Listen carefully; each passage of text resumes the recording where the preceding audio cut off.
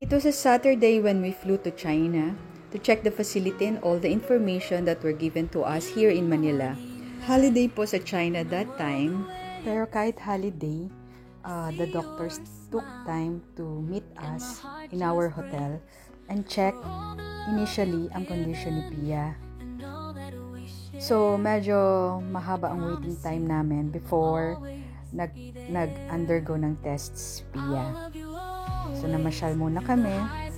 Tapos, kinabukasan, bandang hapon, sinundo kami ng nurse para mag-undergo na ng test si Pia. So, dito lahat, hindi madiligaw ang mga pasyente at digital na lahat mula sa pagbayad hanggang sa mga test results, digital na lahat. So, wala na rin pila kahit sa pag-print ng MRI film, ikaw na rin magpiprint. Paglagay ng contrast, the same pa rin, same sa atin. Pero during the MRI, machine na yung maglalagay ng contrast yung sa patient. Tapos, we are very fortunate that we have met some friends in China na marunong mag-English, no? So, we believe na binigay siya sa amin ni Lord para makatulong sa pag-decide namin kung anong gagawin namin para kay Sabado kami dumating, na-meet kami ng doctors, same day. Saturday, Pia had MRI. Then Monday, after our conference with the doctor, nag-decide na kami magpa-confine. Upon confinement, nag-test na si Pia ng iba pa, X-ray, ECG, blood tests, no, during the confinement. Then, the next morning, Tuesday, yun na yung gamma knife day namin.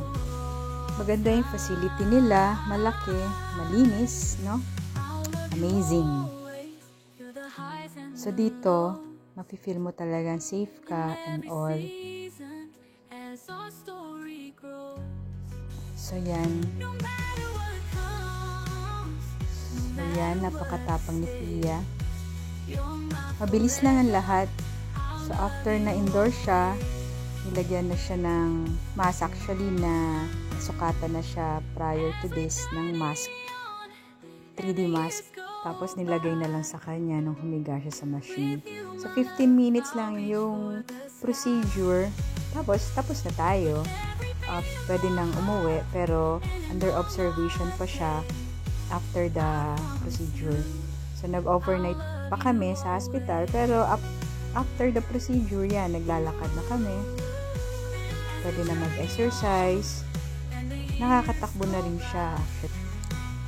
We are just grateful and thankful na naging maayos ang procedure ni Pia. So, maraming salamat sa mga doctors na tumulong sa amin at sa mga staff, especially the nurse, very accommodating. The next day, na-discharge na rin kami.